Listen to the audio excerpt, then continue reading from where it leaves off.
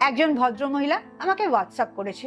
তার ওজন প্রচুর বেড়ে গেছে, জয়েন্টে জয়েন্টে ব্যথা, হাই প্রেশার, হাই সুগার, রাত্রে ঠিক করে ঘুম হয় না, এবং তার সাথে এটাও লিখেছে তার অনেক স্ট্রেস টেনশন আছে। নিচে একটা সেন্টেন্স অ্যাড করেছে, সেটা হচ্ছে সন্তানের মাদের তো স্ট্রেস টেনশন থাকবেই। এই সন্তানের মাদের যে স্ট্রেস টেনশন থাকবেই, এটা কি তুমিও মনে করো? তাহলে আজকে একটা অন্য অ্যাঙ্গেল তোমাকে দিই। ওইটার নাম the game of life and how to play it. ভীষণ ইন্টারেস্টিং নাম। সেখানে একটা জায়গায় স্টেটমেন্ট দেওয়া আছে, mother's often unconsciously attract illness and disasters to their children by continually holding them in thoughts of fear and watching for symptoms. তার মানে বলছে মায়েরা কন্টিনিউয়াসলি বাচ্চাদের খারাপ হবে এটার একটা ইমেজ তৈরি করতে থাকে মাথার মধ্যে। তুমি ভেবে দেখো তো, তুমি কি এটা ভাবো যে আমার বাচ্চাটা ঠিক করে খাচ্ছে না, ও অসুস্থ হয়ে পড়বে, বা বৃষ্টিতে যাবে ও অসুস্থ হয়ে পড়বে, স্কুলের পড়া করছে না, পরীক্ষায় ভালো মার্কস পাবে না, কিংবা বড় হয়ে যাচ্ছে, এত মোবাইল দেখছে, ভবিষ্যতে কি করবে, ভালো চাকরি পাবে না, কি পড়াশুনো করবে, কোথায় যাবে? এই যে সারাক্ষণ একটা বাচ্চার ফিউচারের খারাপটা হবে এই ভেবে তুমি চিন্তা করছো, সেটাই আসলে তুমি তোমার সন্তানের খারাপটা করছো। ইউনিভার্সাল এনার্জি প্রেজেন্টে বাঁচে। তুমি যেটা এখন ভাবছো ফিউচারে খারাপটা হবে, সেই এনার্জিটা তুমি আসলে প্রেজেন্টে তৈরি করছো।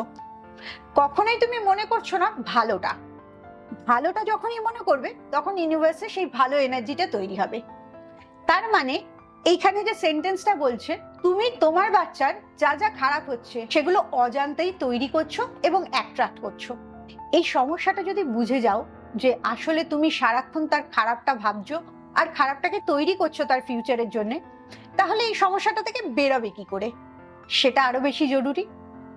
তুমি যখন ভাবছো যে আমার বাচ্চা পড়াশোনা করছে না, ও পরীক্ষায় ভালো রেজাল্ট করবে না, তার মানে তুমি ভালো রেজাল্ট করছে নাটা ডিজাইন করছো।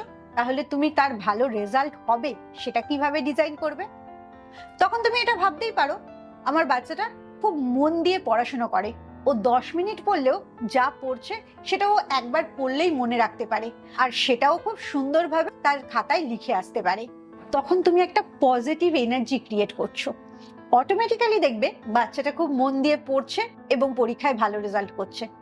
কিংবা তুমি ভাবছো ও পড়াশোনা করে না, সারাক্ষণ মোবাইল দেখে, ও কি করবে ভবিষ্যতে, চাকরি বাকরি বা কি করবে?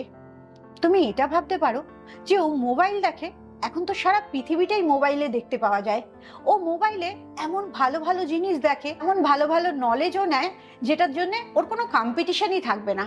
ও যেখানে যাবে, যে ফিল্ডে যাবে, সেখানেই ওকে চাকরিতে নিয়ে নেবে, বা ও খুব ভালো ব্যবসা করবে, কাজ করবে।